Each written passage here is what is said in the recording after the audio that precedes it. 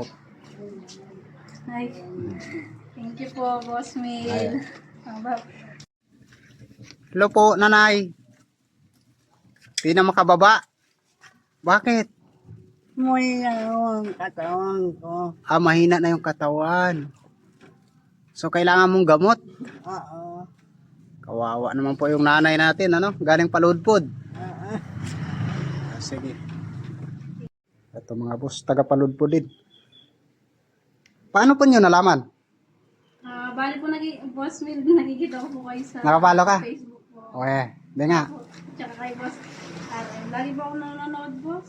Patingin ka. Ayun. Anong pangalan mo sa Facebook? Katrina Manglikmot po. Mga likmot. Opo.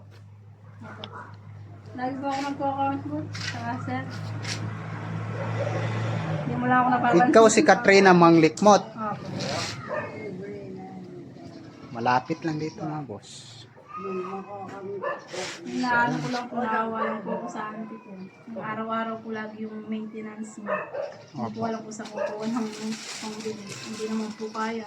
Mahal po yung mga gamot niya. Wala pong Kaya po malalapitan. naisipan ko na lapit ko po sana siya dito. Wala pong malalapitan dyan boss. Wala po. Halos mahirap lang po kasi buhay nila.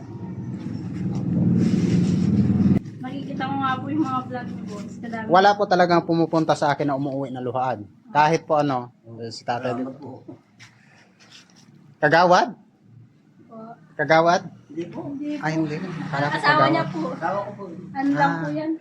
Binigay na siguro. Akala ko kagawad kasi naka-uniforme po. Hindi po. Ah.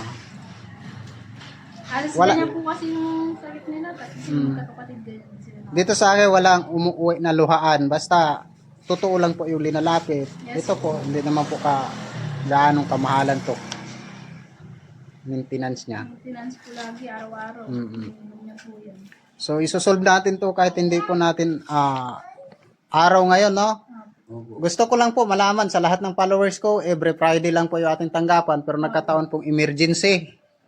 To, kaya ayan. Ganina po, may lumapit din. Tatawagin ko lang si San Pedro para tulungan tayo.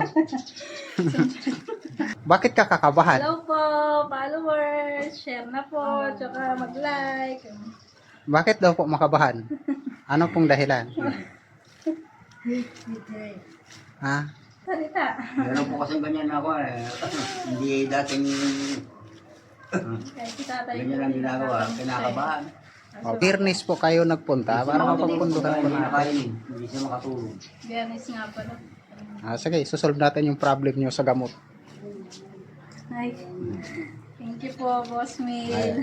Sa kanila po. Hindi po ako. Ang sabihan mo ba? Salamat ka naman. Maraming salamat po.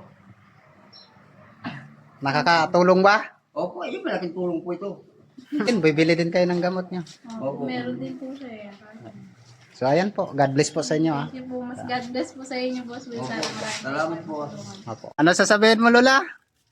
Thank you. Kahit walang thank you, basta andito ka. Sagot ko na yun. Bye-bye. Ingat kayo ha. Ako na po kasi siya. Magpapagaling po.